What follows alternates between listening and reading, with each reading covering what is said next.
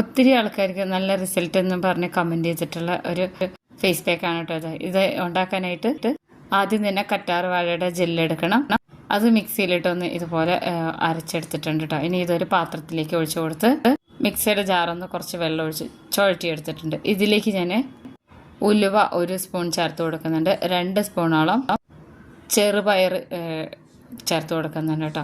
എന്നിട്ട് നന്നായിട്ട് മിക്സ് ചെയ്ത് വെക്കണം. ഇത് ഞാൻ വൈകുന്നേരമാണ് ചെയ്തെടുക്കുന്നത്. നമ്മളിത് ഈ വെള്ളത്തിൽ കുതിർത്ത് വെക്കുകയാണ് ഒരു രാത്രി മുഴുവനും. പിറ്റേ ദിവസം ഞാൻ കാണിച്ചു തരാം.